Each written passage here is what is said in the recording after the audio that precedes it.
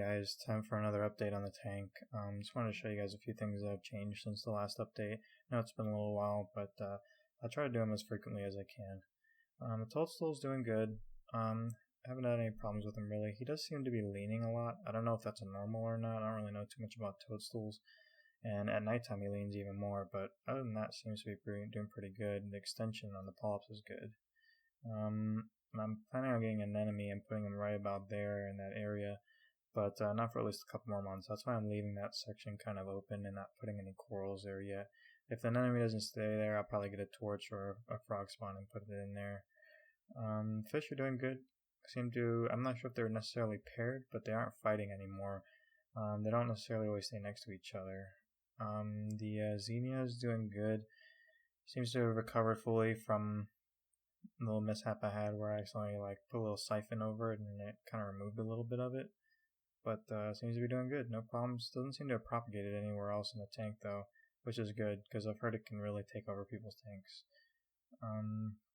The lavender mushroom I have, although it's looking even more green than before. I don't know if it's my lights or what, but it looks really green. But it's doing fine. I did move it to this side of the tank too, which it's a lot more happy on. Definitely a lot more happy than on the other side. There's way too much flow in that corner and it wasn't doing very good. I got some GSP, just gonna put it in the rock right there. It's growing out just fine. And I got this green fuzzy mushroom. I'm not sure exactly what it's called, but I did.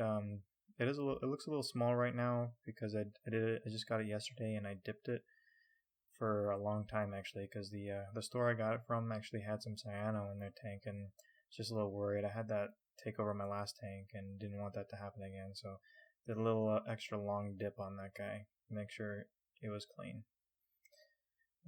But it looks pretty cool. I really like how it looks under the lights. Other than that, nothing much has changed.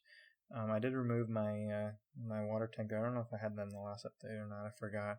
But there was some kind of growth going on inside the tank, inside that water jug. I smelt it, and when I went to go refill it, and it smelt bad.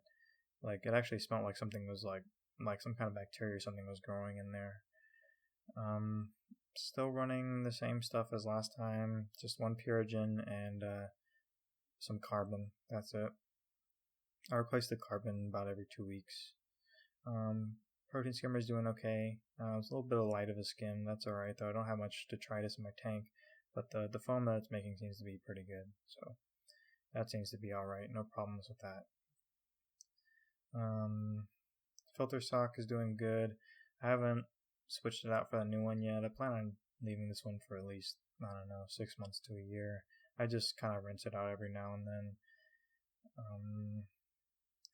Yeah, that's just about it. I do all my top offs manually right now since I don't have the high door plugged in. But yep. So let's just show what's going on down here. Only thing I don't have plugged in is my thermostat, or the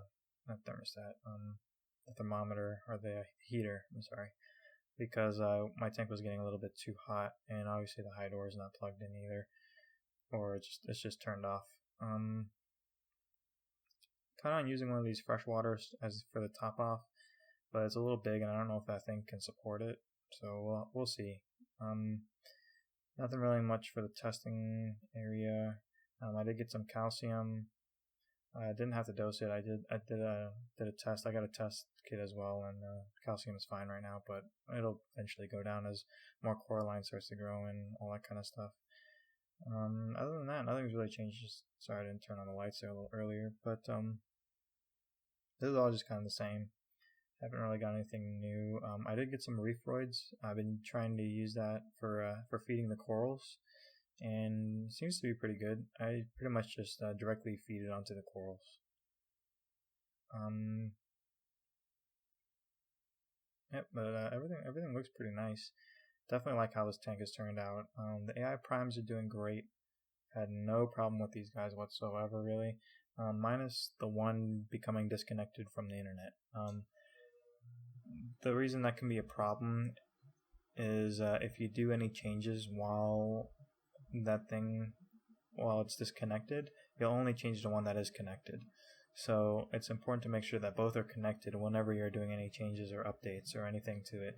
The only reason I noticed it is because of when I went to make an update, or I logged on to the app and it said, hey, there's an update, and it said to make sure that both were connected, and sure enough, one of them wasn't connected. But if anyone would like a review on them, just put a comment or something in the down below, and I'll do my best to make any comments or make a review on it. I am only running them at about 30% though still, so keeps the algae growth down, and definitely like it. So the other night I came out here and there was a huge bristle worm just hanging out right there where I was pointing, and I actually was able to remove it. I'm not sure what kind of worm this is. I've looked it up and it looks kind of like a fireworm. Might not be though. Might just be a regular bristle worm because it's kind of gray.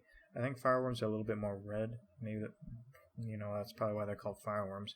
But I can definitely tell the spines on it are pretty large, and I was just a little worried, and it looks kind of weird. So I said, hey, you know what? Just remove it just in case. It's better safe than sorry than it causing problems later in the future. And I really don't need it to remove anything really. I mean, it was probably out scavenging because there wasn't enough detritus down there for it to really eat. If you're wondering why there's a little tiny part of it floating around, it's when I initially tried to take it out with the tweezers. I just used tweezers to remove it because you don't want to grab that thing with your hands. I've heard the spines are like fiberglass, but initially when I tried to remove it, it actually broke off a little bit, and I was only able to get that little section. But it came back out of the rock. I don't know why it did, but it kind of was like maybe it was trying to find another hiding spot, and I was able to get the rest of it out. I actually had this guy out of water for at least 12 hours. I just put some in there recently to kind of see if it was still alive, and it was still alive. So these things are pretty resilient. Definitely be careful with them. I'm not too familiar with them, but if anyone knows anything, just put a comment down there, and I'll look into it. But other than that, that's about it. I guess that's one of the risks of having live rock. But other than that, I guess I'll just catch you guys in the next update. And just leave any comments below if you have any questions or if you would like me to review anything. Alrighty, guys. See you in a couple weeks.